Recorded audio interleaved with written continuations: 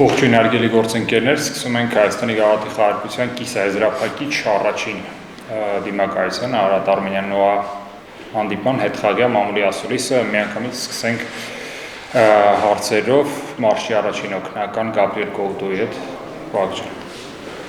Նախից հանդիպում որպեսզի խոսի խաղի մասին, ինչպիսին են խաղից առաջ սպասելիքները, ինչպիսին են խաղից հետո, պատասխան խաղից առաջ հետաքրքիր է թե ինչ սպասել եւ արդյոք այս խաղում բոլոր այն ծրագրերը, որ դրված էին թիմի դեմ կատարվեցին եւ եթե ինչ-որ բաներ չկատարվեցին, ինչ չկատարվեցին։ La opinión general sobre el partido, que espera sobre la vuelta y está contento con el trabajo del equipo. Ընդհանուր առմամբ գոհ եմ թիմի աշխատանքից, բայց իհարկե շատ բաներ կան շտկելու պատասխան խաղից առաջին 15 րոպեները շատ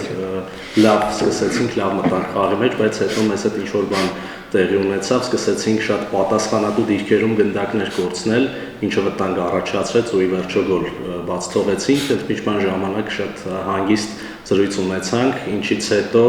ֆուտբոլիստները շատ ավելի լավ երկրորդ խաղակեսում դաշտ մտան, իհարկե Նոայի հարձակողական ներուժը շատ մեծ է, նրանք կարողացան ստանդարտներից լուրջ պահեր ստեղծել, բայց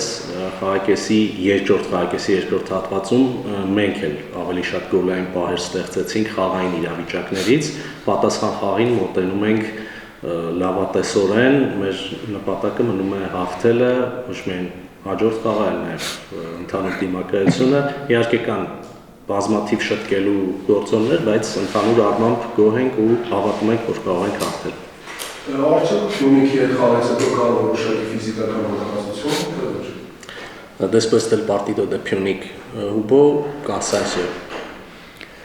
La verdad es que fue un juego muy disputado contra Punic. Es claro que algunos jugadores pueden sentir algún cansancio mental principalmente, pero estamos preparados para todo. No ese es el problema. Բնականաբար Փյունիկի հետ խաղը շատ մրցունակ ինտենսիվ խաղ ստացվեց ու իհարկե կային ֆուտբոլիստներ, որոնք ոչ միայն ֆիզիկապես էին հոգնած, այլ նաև հոգեբանորեն էին որոշակի առումով սպառված, բայց մենք այս ամենին այսպիսի իրավիճակներին պատրաստ ենք, մրցաշրջանի սկզբում էլ գիտեինք, որքան ծանրաբեռնված է լինելու մեր խաղացանքը։ Ի վերջո ինչ պատահեց Գարմի քարտի դրվագում, Անկեղծ ասած, ուսումնասիրելով Գամո Հովհաննիսյանի ամբողջ կարիերան, շատ քիչ դեպքեր է եղել, որ նա նման կերպումից դուրս է եկել, ինչ է պատահել։ ¿Qué pasó en el episodio de La Roja, cuando Gamo Hovhannisian llevó La Roja? Porque en su carrera es muy raro cuando es tan emocionado. ¿Qué pasó? Մեզ ասած տեղեկություններով նրա ասած խոսքերի համար է Գարմիր ստացել Գամոն, չգիտենք ում էր ուղղված, դեռևս մի փոքր բարդ իրավիճակ էր, բայց մեզ ասած տեղեկություններով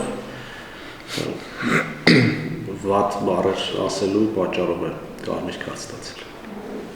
Այլ հարցեր։ Վերջ։ Շնորհակալություն։ Thank you.